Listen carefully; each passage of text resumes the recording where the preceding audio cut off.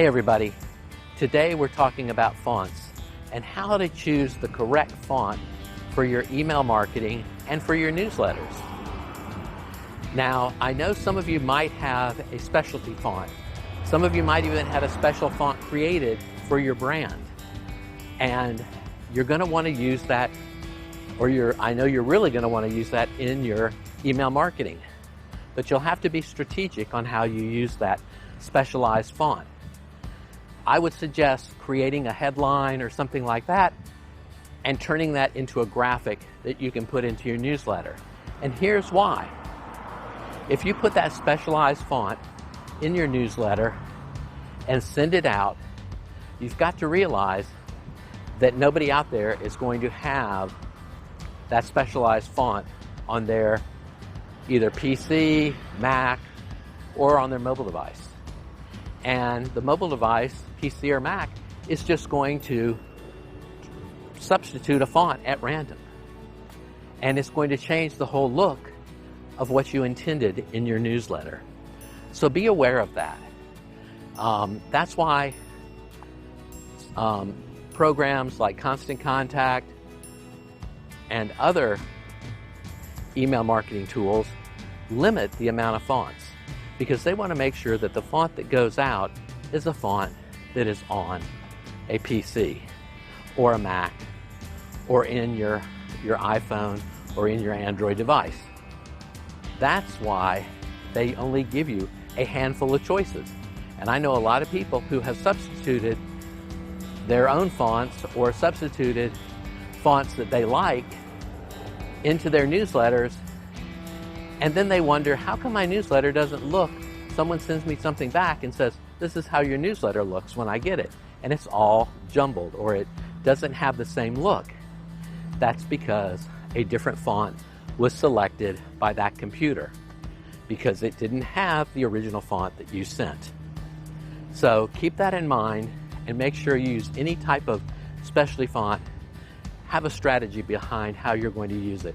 I usually recommend turning it into a graphic and putting that into the newsletter, if that's what you want to do. Okay, now let's talk about the two major styles of fonts. And they are serif and sans serif. Now, serif fonts are great for printing. In other words, books, magazines, brochures. Perfect for printing those types of material. But on a computer screen or on a mobile device, they actually can cause some eye strain. So you want to stay away from the serif fonts. And that's because they have a little tail at the end of all their letters. And that little tail just causes enough aggravation to the eyes to cause that eye strain. The sans serif fonts don't have those little tails, and they are perfectly fine for using in all your email marketing and newsletters. Now, I will say you can get away with using the serif fonts for a headline. If you want to have something slightly different, a slightly different look in your headline, bold, larger, that's totally fine. The eye strain isn't really going to be there because the headline is quick and short, but it's not part of all the other text. You know, you're going to want, for the body text, you're going to want to use sans serif fonts. All right? Now let's talk about the sizes of those fonts.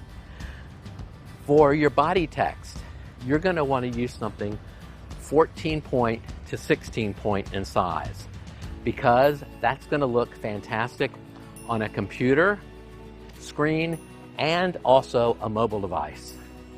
When you start to look at your headlines for your stories, you're going to want to use possibly an 18 point to a 20 point font for those headlines. Now, for your major headline, maybe at the top of your newsletter, you're going to want to have a larger font. And with that larger font, I would say anything from 22 point to up to 28 point can be used.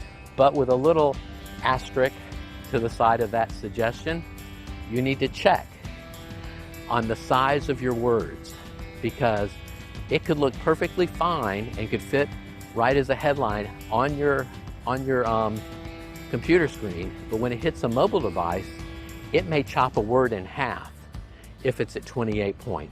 Now, I've found 28 point to be kind of a sweet spot where I don't really have that happen. But most email marketing tools have a review screen or a preview screen, and you can click on it and it'll show you how it looks on your computer screen, and then there's another button to click on and it's going to show you how it's going to look on a mobile device. And if you see that being cut off on your mobile device, then or move to the next line on your mobile device, you're going to want to make sure that you make your font size a little bit smaller. So that said, the other thing that I'd like to say about the font size is check it in the preview screen, but also make sure you email it to yourself, open it on your computer, open it on a tablet. You can also open it on your phone and make sure that it looks the way you expected it to look. Now, it may wrap around, but none of the words should be cut in half. That's the main thing. You want to make sure all the words are together and that it looked as you intended. I hope that helped you with choosing the correct font, choosing the correct font style, and also choosing the correct font size.